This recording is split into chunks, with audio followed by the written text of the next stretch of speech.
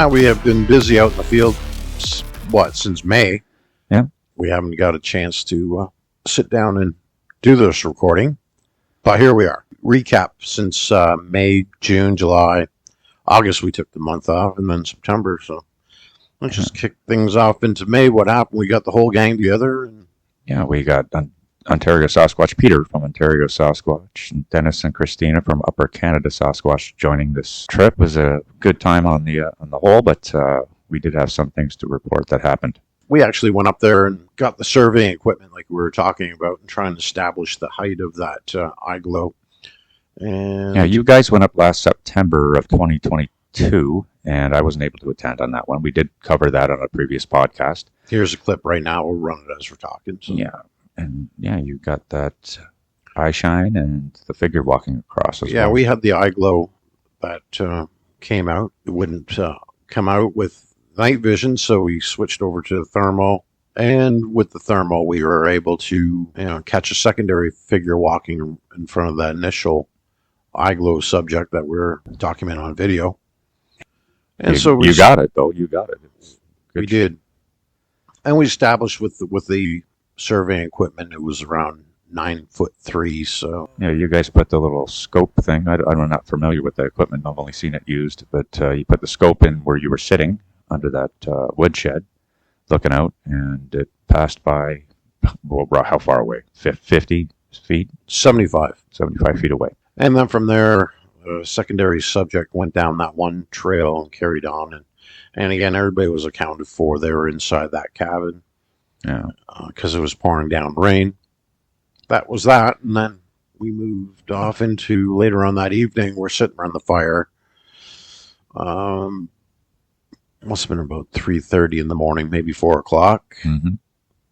And we heard a tree got pushed over on us. Crack, crack, crack, crack, crack, crack, crack, crack. Where only I could assume that was only the bunch of limbs that were on the side of the tree that was colliding with another tree as it went down. It was just crack, crack, crack, crack, crack, crack, crack, crack, boom. Yeah, here's the audio that was. Oh, yeah. We recorded this sitting around the fire. Shrek. He had great big shoulders on him like that. And he always wore this bright green fluorescent coat. So I called him Shrek. All the time he comes in.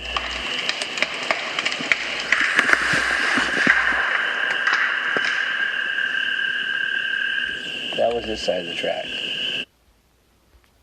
We all heard it. Yeah, we all were heard up and woke up, and there was zero winds that night. So yeah, there's no wind. So what else could it be? Of course, we didn't have a video on that tree. We couldn't tell what pushed it over. Yeah, we did go out down the line the next day. Oh, we didn't go, but a couple of the other members of the teams went out, and they did find the tree. Took a few photos of it. And here's the tree right here. And as you can see, they took a measurement. It was like 9 foot, 8.5, 9 foot off the ground where that tree was broken. Yeah. And I guess one was facing into the woods, and the other piece was facing out towards the railway tracks there. Yeah, that was interesting. Kind of it stopped us all right in our tracks. Whoa, what's that? So interesting experience. And then the next night, we put some recorders out all around the camp, here, there, and everywhere. Yeah, surrounding the camp. We put out a honeycomb and some peanut butter as well over to where you had got the eye shine video pictures. Yeah, and the Snickers bars too. Snickers bars, and none of it was taken. Well, the Snickers bars were gone. But those were gone at that time. Okay. I know the peanut butter and the honeycomb were still there. I didn't go back over to retrieve it. They were gone anyways. And that was pretty much about it. That was a good fact-finding mission trying to establish the height of that thing. So, well, they also had, while we sat around the fire the second night, there was some rock tossing in behind Christina and Dennis. Yeah. It was landing in a mossy area. I couldn't hear it, but they were close enough, and they did. And then they did find the rocks on top of the moss there. So, yeah, I think Dennis covered that in his video, Upper Canada Sasquatch. You can look it up on YouTube. Instagram as well. It's got some shorts on there. Yeah. It was. That's the second time I've heard it. It's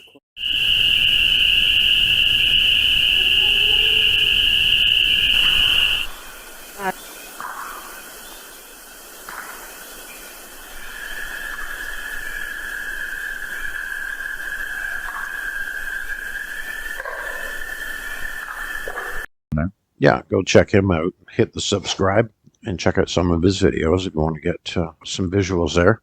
Yeah. And that pretty much wrapped things up for that month of July. That was that May? Or, sorry, May. Yep. Yes, May. And then you and I went back in June, just the two of us. In June, that was pretty interesting. The first night was uneventful.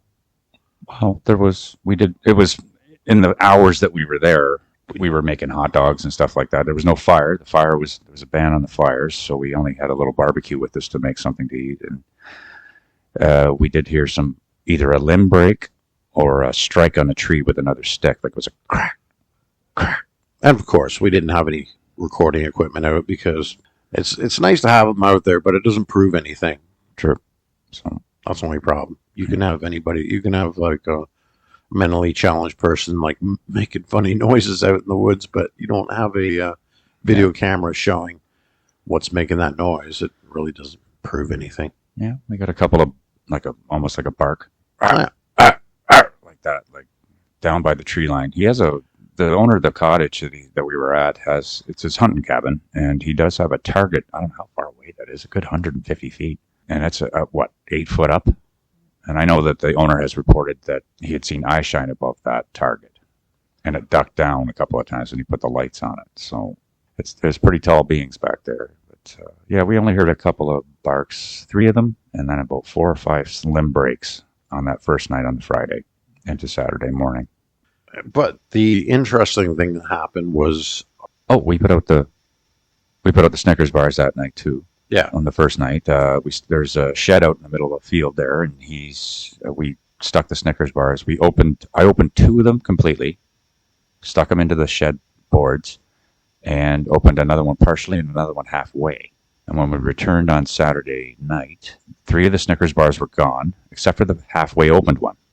And that way, and incidentally, was up higher. They weren't that far apart. They're stuck in the boards there, 1, 2, 3, 4, one above the other. And 3 of them were gone. So that's when we put out another honeycomb and a jar of peanut butter as well, and let it there for the night. We didn't stick any cameras right there because if anybody knows that they see them, they know what they are maybe, or they just know to avoid them for some reason. It just seems to be a common trait with. I mean, even heard some researchers in the past and some of the stuff I've listened to say if you want them to be gone from around your home, if you're having them coming up and bothering you, put up trail cameras. It tends to keep them away. And there are a few trail camera shots you can see online.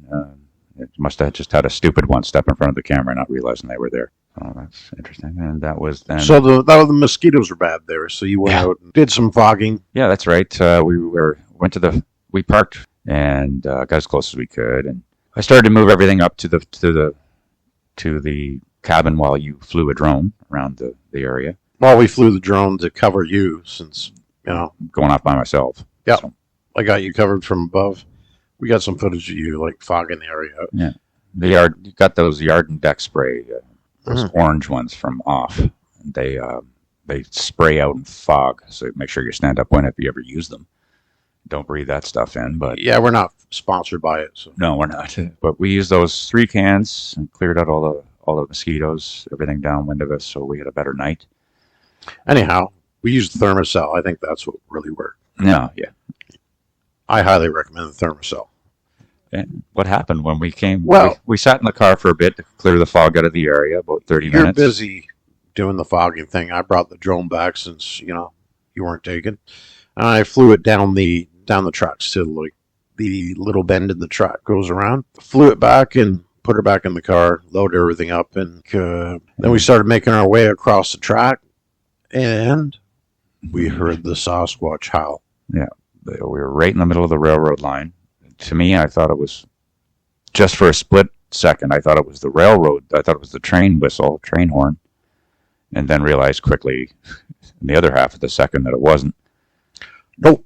It was pretty loud. And, of course, we didn't get any recordings of it, but the closest recording we got was from our friend Sheldon from Nicola Valley Bigfoot. It's actually in, I guess, part of his opening sequence of his podcast, and it sounded pretty darn close to it. Pretty much, yeah. Now, I didn't play that until we're sitting around the fire. Mm-hmm. But you didn't know I was about to play, so I played it. You almost jumped out of your seat. Whoa, there it is. And then we got a second higher pitched, not as long in duration scream, I guess. Right after that howl, I guess. More. It wasn't like a. It was a. Oh. So we had 2 sets of howls at us while we're standing in the middle of the track. So pulled out my cell phone. You're too late. That was way too late. Yeah. So we didn't have our equipment because we were just moving into our area, so none of it was running. But that's a lesson learned for next time. Yeah, always have your video or your audio go on at all times if you can. So yeah, we got up onto the fire pit area again. No fire, same weekend, and of course there's a total fire ban in Ontario because, well, I think Ontario was spontaneously combusting. It's funny how that was happening in other parts of the planet too. Yeah, imagine that. Satellites and gas cans. Well, I don't know. No one knows. We can't say. We don't know. But yeah, here's a clip of Ontario where they say it was lightning strikes, apparently. But you see, there's no clouds anywhere. And then next thing you know, these fires just appear out of nowhere. Just spontaneously combust. Oh. Nobody was caught lighting fires or anything. Nice and hazy, especially that next morning. We thought somebody had a fire going. Like, hey, I thought there was a ban on, we said to each other. And it's smoky, all hazy right through our camp. But that second night on Saturday, we also set up the night vision cameras. And we're running it. And what happened? We had, okay, there's the weird part. We had a cloud just materialize right in front of us. Mm-hmm. Out of the tall grass. And started wafting right towards us, and it got thicker and thicker and thicker, and totally enveloped us altogether. And then smelled like dry ice. Yeah, here's the weird part: the temperature actually went up by about 3 or 4 degrees while we were in the middle of this cloud. Yeah, you could feel it on your face. Yep, and it floated past us. Temperature goes back down again, and the cloud just literally dissipates, gone. Yeah, that was strange. And we didn't have any fires on. There's a fire ban completely on in Ontario. So that's not campfire smoke. It just materialized out of nowhere. So, yeah. We've also been deploying some FLIR cameras with us. We have some FLIR cameras. Only one of them will take video. The other ones will take snapshots, and we can at least monitor certain areas with those. So we had those with us as well. But those didn't pick anything up. Yeah, other than that, we didn't get any eye glow, eye shine, or anything like that night. But however, later on in the evening or early morning hours, you're snoring away in the chair. I fell asleep in the Muskoka chair. Yeah, you're falling asleep. You're snoring, cutting wood, and I'm hearing crunching in the grass. And the grass hasn't been cut back there at all. It's like tall grass. I can't see anything. I'm running the night vision camera, looking through it. Can't find anything. Ran the FLIR, nothing. That's when I sort of poked you, and I said, hey, time to get up. Let's get out of here. It's like, what the hell? Come on, I was in dreamland. Nothing else happening there. Yeah. We came back the next day and to retrieve to see, we did put out the peanut butter and honeycomb, if I didn't mention that as well on the second night. And the Snickers bars, and they were all gone too, right? There was, on the Saturday night when we went back, the one Snicker bars was left, the one that was half open, and that's when I deployed put out honeycomb and the peanut butter. And then on Sunday morning, all the same things were there. Nothing was moved. The honeycomb and the peanut butter were there, and the Snickers bar was still, the last of the Snickers bars was still stuck in the boards. So, but we later found out when the owner, James, went up, though, that was gone. He didn't see it anywhere. But the peanut butter and the honeycomb were still there. So that was probably about a week later. So they didn't seem to be interested in that. No, I guess not. And they like Snickers bars, so Snickers bars. You know. And then from there, we went ahead and checked out we were scouting out some new areas like Crown Land. Yeah, Crown Land is basically public land up there. Before we went back to the hunting cabin there on the Saturday night. We went further on down the highway, and we found a logging road that we'd seen on maps and Google Maps and stuff like that. We decided to take a ride up that road, and nice and slow, and see if anything there to be seen. We noticed some campers and out camping away near a quarry, and we stopped there and flew the drone. And we continued on up 15 kilometers long? We didn't go through the whole thing, but We made it up to the hydro line right away. Flew the drone down there. You can see how smoky the weather is up there. Yeah. And then we were checking out another trail in the vehicle. And on the way up, I looked up like a driveway. I almost missed it. And this trail was blocking our way. What we had was a busted down tree. Yeah. Blocking the trail. And it was just freshly done, too. Yeah. All the leaves were still green on that tree break right there. I got video of that. I should send it to you here. Yeah, it's at least, 6 feet up at least? 6 foot up, yeah. Yep. In line with my face. I'm 6'1", and that was the break. And it wasn't old and dried or anything like that. It was fresh. And further on down that path, it says no trespassing. It's obviously somebody's property or something in there, but it was not strange nonetheless. I noticed it on the way up the road and then stopped at it on the way back and took some video of it. And then we pretty much packed up, sort of went home after. Yeah, on the Sunday morning. On the Sunday morning. Thick, soupy day with all that smoke in the air, so we were coughing. Yeah. Not very pleasant. Then from there, so we did the scouting of the Crown Land area, which helped us for July because we established where we're going to go and park or set up camp. The weekend there, yeah. Yeah, in July, not January. And that was interesting. Found a great, cool spot, sitting around camp.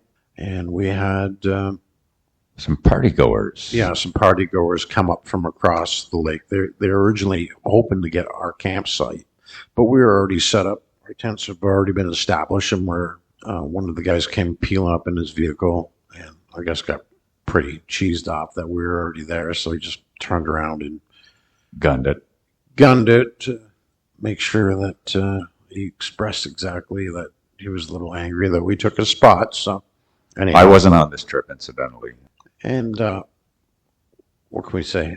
Again, we were flying the drone over the area, so we got some good aerial shots and stuff like that. We checked out some abandoned cabins in the area. Setting up the recorders, we had another fellow with us. He just no sooner set up a recorder right along the small little lake there, and he made his way back, and we had a stone got thrown probably about the size of a softball and landed right in the water there. So basically they set up their little camper party site across the small little quarry there and had their party that night. They were pretty loud, screaming, hollering, carrying on all night. Got their tents all set up. So we figured it's going to be a pretty noisy weekend, so not exactly what we expected. But sometime during the evening there, it was kind of interesting. What happened? Yeah. Sort of all of a sudden, after drinking and partying and having their bonfire, they all just abandoned camp completely altogether, and they were gone. And they didn't return until 10 o'clock the next morning. At least 2 people showed up at 10 o'clock and packed up a lot of the tents and cleaned up the garbage that was left around the little party area.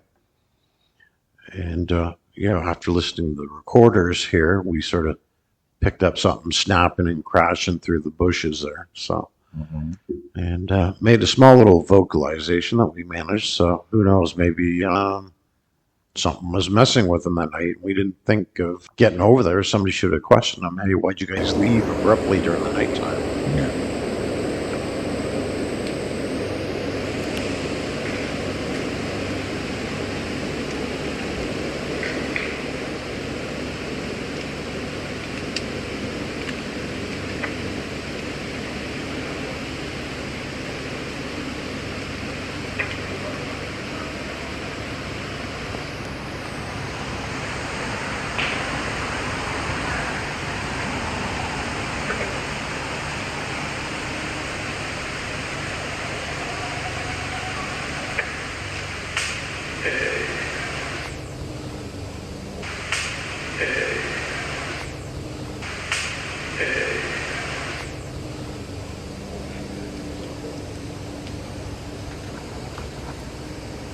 Branches off.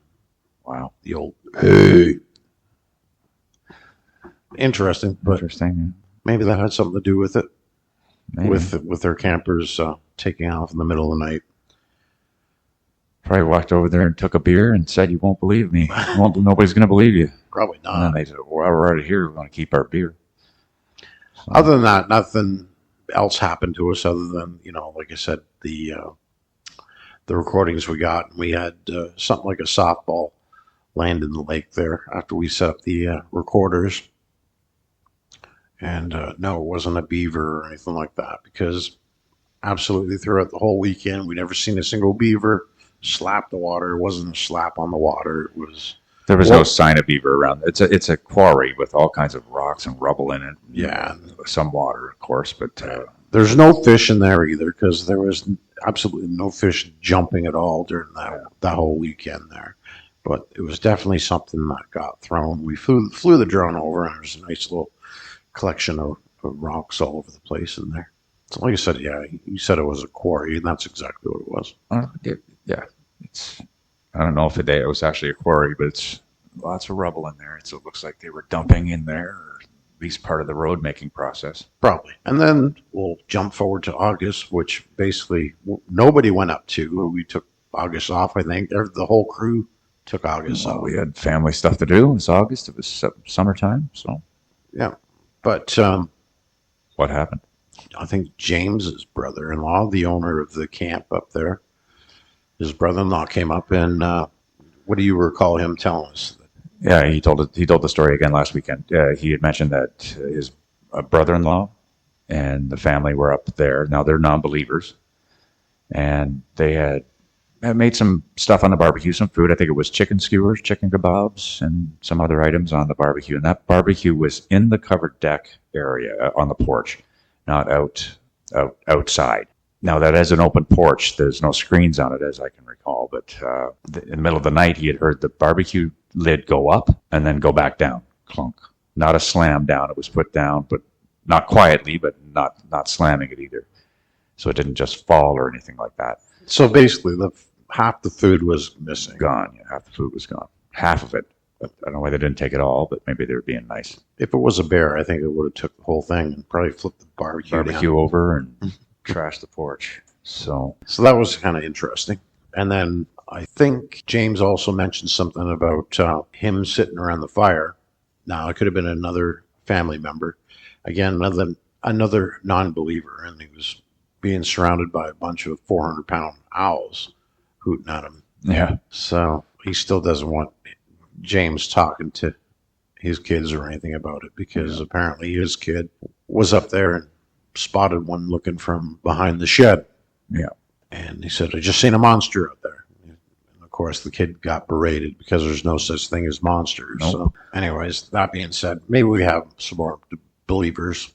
I don't know, but we'll Getting see. there, working on them. Then again, this whole subject doesn't make sense. Yeah. Disappearing and shit like that. What the? Yeah. And that's about it for August there. Like I said, nobody was there. Nobody went up, yeah, except for the owners, of course. Yeah. And the next time we went up was September. We just got back. Last weekend. Last weekend. And there's a reason why they're called hide and seek champions. Yeah, ninjas of the forest, other names like that. They didn't seem to be too interested in hanging out with us again. Well, this time we were at a different cabin, just a few hundred meters away from the original owner's cabin, place where we've been going. Yeah, we set up in a different location altogether. We hiked some of the areas looking for different signs and stuff. Yeah, we went down the tracks, found the path that goes into and behind his cabin, which we think they use. Their path of travel. Come and observe People TV. It was quite rough in there. Yeah, we didn't set up anything in there. We meant to go back later, but by the time the other half of the group had come back, it was too dark to go over there. We wouldn't have been able to find our way in. So, well, we would have found it. It would have been horrible, though. And through that whole weekend, 2 nights. Yeah, on that first night, it seemed quite active with the owls. They were all over the place. And then some of them came in close, right into the tree line above us. And I think we got one on FLIR. oh, yeah, you guys were you got the FLIR out. But other than that, we didn't get much of anything. No real eye glow, eye shine. The only thing we got was maybe on the Saturday night, we did get a branch come flying down by the edge of the forest on the north side. Other than that, next to a car. Again, we couldn't prove what caused that. Right? Not everything is Sasquatch when we go out there. So We put the Snickers bars out in 3 different locations, and 2 of them had recording equipment with it from also Upper Canada Sasquatch recorders were going out in those 2 locations. And I put another group of Snickers bars away from just without any recording equipment around it. I had to go back the next morning and make sure they were gone or not, and they were there. So nothing was taken. Might not have been in the area that night. We did hear some things off in the distance, but again, too faint, too far away. They weren't obviously anywhere near us, paying attention to us. And if those sounds could have been an owl, that's how far away it was. I wouldn't have been able to tell. So it was kind of boring. It was a boring weekend, but it's nice to get back to plumbing. Yeah, it was nice to have some burgers around the fire and chat it up and get together with everybody and talk about the things we talk about without any ridicule of each other. So generally, yeah, lots of interesting things we talked about, like spontaneous combustion of the province, and yeah, that was. I think we touched on Hawaii too. Oh yeah, what happened there? I think a lot of the wildfires out there now, was it 300 degrees for a brush fire? Grass usually burns around 350, 300 degrees. Is that Fahrenheit? Yeah. But it was hot enough to melt down aluminum alloy rims. Yeah, on cars. But it didn't touch the blue cars for some reason. I'm getting a blue car. Yeah. I don't know. It's just totally weird. I don't get it. What else is going on? October. I think October we got to follow up on another location. Okay. But well, we can. I want to talk about. Let me get back to the mic here. I want to talk about the homesteader friends of ours. They had some family and friends over, and they were having a bonfire. And they were right next to the road, the way they have their bonfire, and they're well off. They're well away from a lot of anybody in the area. They've seen them before. There's lots of noises in the forest. And we've seen them before. We'd seen them before there too. And we got the eye shine one video, one of our first few videos, next to a little camper. Anyway, one of the kids that was there went out to the road to pee, and as he looked down to this, where the road pretty much is unassumed beyond that point, he saw it standing there, and it freaked him out. And of course, he went back to the fire and told everybody, and they were like, "Oh, wow, lucky you." So we'll be back out there in October. Yeah, we'll try another couple weekends. Well, definitely not Thanksgiving, but we're going to head up there one of the 2 weekends after that.